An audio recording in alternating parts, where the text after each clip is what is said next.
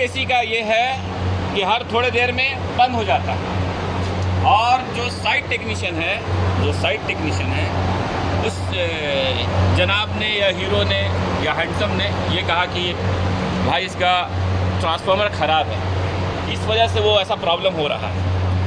तो शुरुआत खाली अभी हम लोग पैनल खोले हैं, 1 बाय 1 चेक करते हैं। मैंने पहले भी बताया कि कभी भी इस तरह का प्रॉब्लम हो कि कोई ये कहे कि एसी थोड़ा देर में ट्रिप कर जाता है, तो ट्रिप करने के बहुत सारे रीज़न हो सकते हैं। उसमें से एक ब्रेकर है, उसमें से लूज़ कनेक्शन है, उसमें वोल्टेज इशू है, बहुत सारे, लेकिन 3 मोटी है, वोल्टेज, ब्रेकर और लूज़ कनेक्शन। तो सबसे पहले हम लोग वोल्टेज के ऊपर चलते हैं, ठीक है। भाई ने कहा कि ट्रांसफार्मर चला गया है इसलिए इसको ऐसा प्रॉब्लम हो रहा है, किसी ने कहा है। हाँ, वो हैंडसम है कि नहीं मालूम नहीं, लेकिन सब मैं बोलता हूँ हैंडसम। चलो ठीक है, सबसे पहले फेस चेक करते हैं। चलो ये यानी कि कितना है आपका 233 फेस है। ओके तो 230 आ रहा है आपका वोल्टेज, यानी main voltage. Okay, line 1 line 2 तीनों में आपका दिखा रहा है। ओके, यानी मेन लाइन का तो इशू नहीं लग रहा है। वोल्टेज भी आ रहा है तो ब्रेकर भी ट्रिप नहीं हुआ है, ये भी सवाल हो गया। अब जाएंगे, जब ये हो गया तो सबसे पहले हमें जाना है ट्रांसफार्मर के पास। ट्रांसफार्मर उस पर जाएंगे तो ओके, वो है। बाद में हमारा आउटपुट देखना है कितना है। ये इनपुट आपका 220 है, हाँ, आउटपुट 24।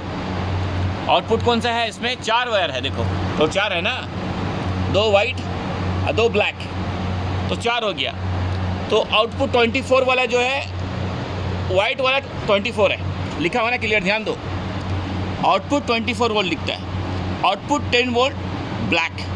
जो ब्लैक कलर है वो 10 वोल्ट आउटपुट होगा और वाइट वाला 24 होगा। तो हमें 24 का काम है। इस पीसीबी को कुछ चीज़ में 10 वोल्ट भी चाहिए, लेकिन हमारा थर्मिस्टर 24 है, इसलिए मेन 24 चाहिए। तो हम लोग पहले चलते हैं 24 के पास। तो यहाँ पर अगर 24 आ गया तो यहाँ पर भी आ जाएगा, क्योंकि हम लोग यहीं पर चेक कर लेते हैं आरसी में। देखो भैया, हा, अच्छा 24 भी आ रहा है, 24 आरसी में है, यानी कि ट्रांसफार्मर ओके है, वो आउटपुट दे रहा है। पर बंद है, ये भी बंद है और ये भी बंद है, जबकि तो आ रहा है। ओके, अब यहाँ पर जाएंगे हम लोग सीजी में चेक करते हैं। सीजी देखो यहाँ पर है, सेम है ना, वो जो टर्मिनल थर्मोस्टेट का टर्मिनल है वो सेम यहीं पर है। यहाँ से वो वायर यहाँ पर कनेक्ट हो रहा है, ठीक है। ओके, तो हम लोग यहाँ पर सीजी में चेक करेंगे।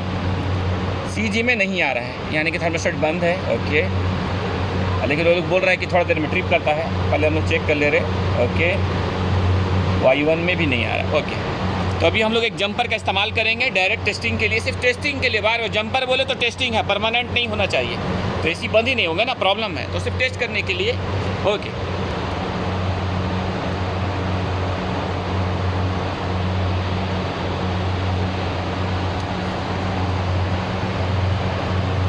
अभी देखो आर से जी को जंप किया है, ठीक है। पहले नहीं चल रहा था ना, आर से जी को जंप किया है और जी से Y1 को ये जंपर लगाया है, सिर्फ टेस्टिंग के लिए।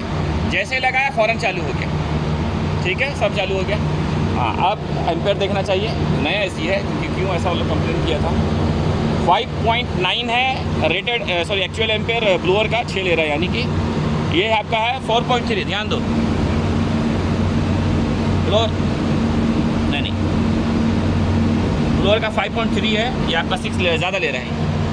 5.3 है, ये आपका एक्चुअल 6 ले रहा है, ज़्यादा ले रहा है। ओके, कंडेंसर फैन 3.4 है, आपका 4.3 है। ओके फाइन, ठीक है। कंप्रेसर पे जाएंगे, कंप्रेसर आपका 23 ले रहा है, आपका 27.9, यानी सब ओके है। ब्लोअर का एम्पेयर ज़्यादा ले रहा है, इसमें से ऐसा हो रहा है, ठीक है। तो ब्लोअर का एम्पेयर हम लोग कम करेंगे, ब्लोअर का एम्पेयर ज़्यादा ले रहा है, 6 ले रहा है, 5.3 रेटेड लिखा हुआ।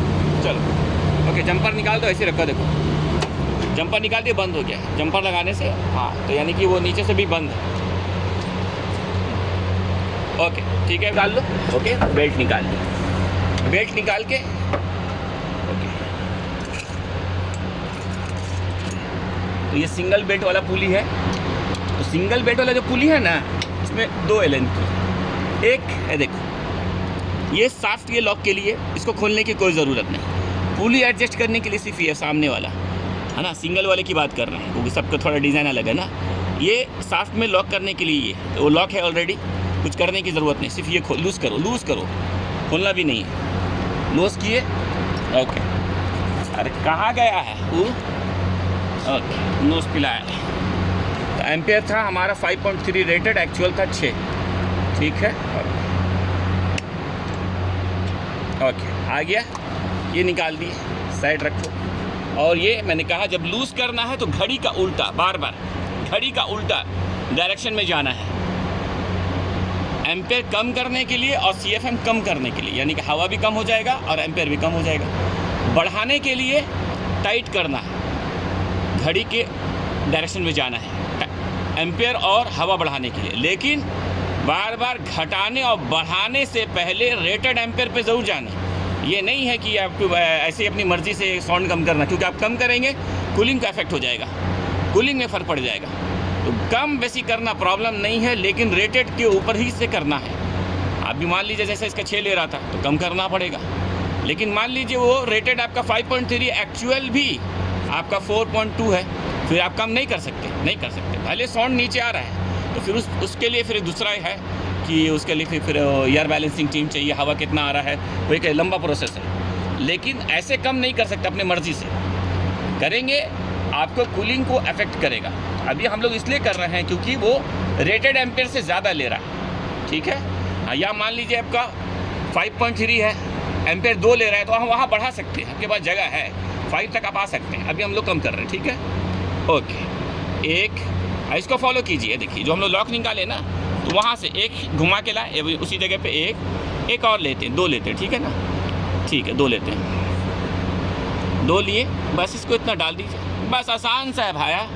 ओके, छोटा सा, ओके। बाद में इसको आप फुल टाइट कर दीजिए। क्या बात है, क्या बात है, आलू पराठा काम कर रहा है। चलिए, अच्छी बात है। ओके, बाद में बेल्ट को लगा दो। हाँ, बेल्ट लूज़ हो गया। ओके, लूज़ हो गया। इसको टाइट करने के लिए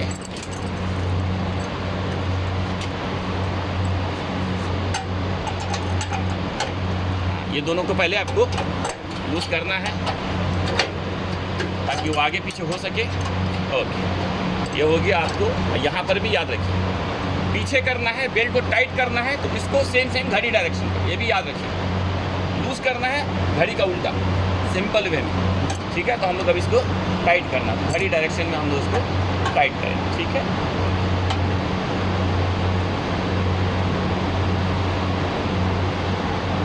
चलिए, इतना ठीक है।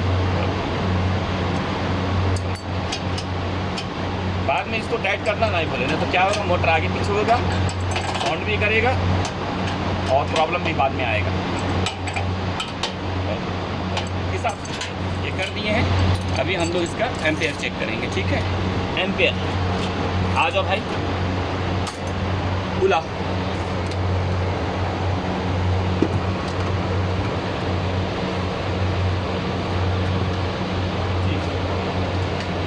लगा रहे हैं, चलो। कितना अभी, पहले था 6 था ना, कम हो गया, कम हो गया। ओके, 4.78 ले रहा है, यानी लगभग आपका 1.5 एम्पेयर कम हुआ, क्योंकि 6.2 तक जा रहा था, कम हो गया। ओके, इस तरह से आप उसका एम्पेयर कम कर सकते हैं। आपके कंप्रेसर में जाएंगे, AC बंद था, रूम टेम्परेचर हाई है, इसलिए एम्पेयर ज़्यादा दिखा रहा है। 27.9 है, 28 है, एम्पेयर ज़्यादा दिखाने का ज़्यादा नहीं दिखा रहा, यानी कि फिर भी 410 के हिसाब से कम दिखा चाहिए इतना। 27 है तो लगभग आपको 21 तक दिखाएगा, वो 21 तक। तो रूम टेम्परेचर हाई होने की वजह से ये दिखा रहा है। ठीक है, अब दूसरा है कि वहाँ से थर्मोस्टेट ऑफ है, नीचे की जाके चेक करना पड़ेगा, फिर हम लोग उसको ये कर दें। ओके,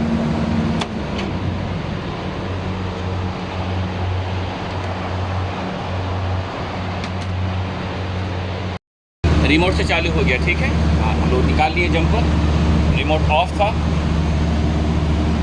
3.4 कंडेंसर फैन का ये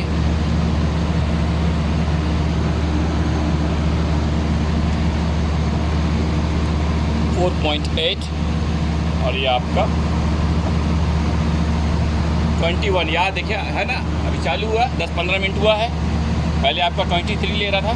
रूम टेम्परेचर कम होगा, आपका एम्पेयर और प्रेशर डिक्रीज़ होगा। रूम टेम्परेचर बढ़ेगा, प्रेशर और एम्पेयर दोनों इंक्रीज़ होगा, बढ़ेगा। ठीक है, ओके। अभी और कम होगा वो। चलिए, मेरे चैनल को सब्सक्राइब करने के लिए यूट्यूब में जाएं, HVAC अमजद लिखें, मिला के लिखें, गैप नहीं करें, मिला के लिखें। जैसे आप यहाँ सर्च करेंगे, सर्च करें, आपको सबसे ऊपर में पहले ही मिलेगा, आपको पहले ही नज़र आ जाएगा। क्लिक करें, यहाँ पर सब्सक्राइब करें और ये लोगो याद रखें, HVAC अमजद।